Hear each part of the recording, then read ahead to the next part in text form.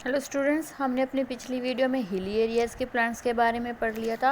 अब हम पढ़ेंगे डेजर्ट में कैसे होते हैं। यहाँ देखो, हिली एरियाज़ में जो ट्री होता है, पाइन ट्रीज़ होते हैं, उनको एवरग्रीन का मतलब सदाबहार, मतलब उनके पत्ते हैं वो सर्दियों में नहीं झड़ते या उनके पत्ते कभी नहीं झड़ते, उन पे पत्ते रहते ही रहते हैं, मतलब वो हमेशा वो ग्रीन दिखाई देते हैं, इसलिए उन्हें एवरग्रीन ट्रीज़ भी कहते हैं।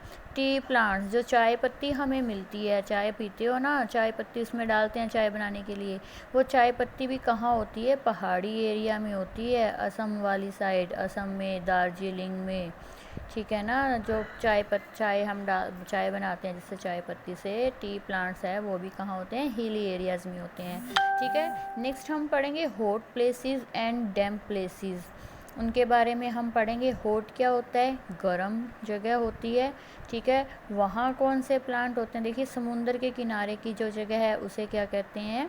सी कोस्ट कहते हैं। वहाँ के जो हॉट प्लेसेस, गर्म, देखो हमारी जगह भी तो गर्म ही होती है, हम भी गर्म जगह रहते हैं, तो हमारे जो हैं उनके क्या हैं? हॉट प्लेसेस, समुंदर के किनारे जो पेड़ हैं या डैम्प प्लेसेस हैं, वहाँ पर क्या होता है? लार्ज नंबर ऑफ लीव्स, उनके पेड़ों के क्या होते हैं? बहुत सारे पत्ते होते हैं।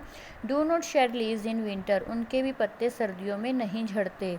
हमारे जो पेड़ हैं प्लेन में है हम, और हमारे पेड़ों के पत्ते तो सर्दियों में झड़ जाते हैं, लेकिन जो हॉट प्लेसेस मतलब समुंदर के किनारे जो हैं उनके पत्ते सर्दियों में नहीं झड़ते।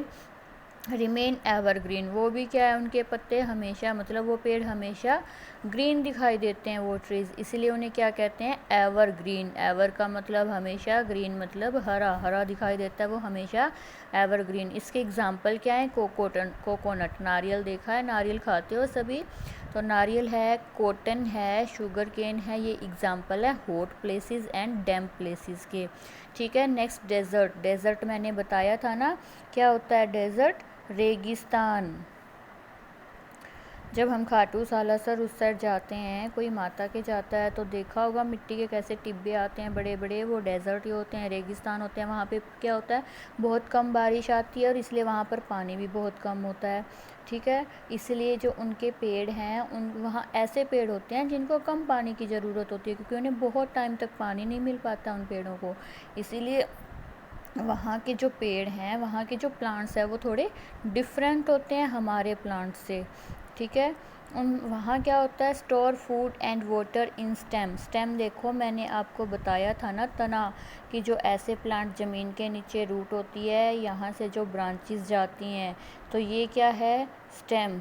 आगे इसके लीव्स होते हैं। तो जो स्टेम है, ये वाला जो चीज़ है ज़मीन के ऊपर, देखिए वैसे तो लीव्स बनाते हैं ना, फूड प्लांट्स में लीव्स बनाते हैं, लेकिन उनके लीव्स क्या होते हैं? कांटे जैसे होते हैं, स्पाइंस होते हैं, कांटे, कांटों जैसे उनके पत्ते होते हैं, कांटों के रूप में चेंज हो चुके होते हैं, इसलिए उनका फूड कौन बनाता है? स्टेम बनाती है, और उनके स्टेम में ही फूड स्टोर होता है और वाटर भी इकट्ठा हो जाता है, ताकि जब ज़रूरत पड़े तो वो स्टेम में से यूज़ कर सके। एग्जाम्पल है इसका कैक्टस, ठीक है।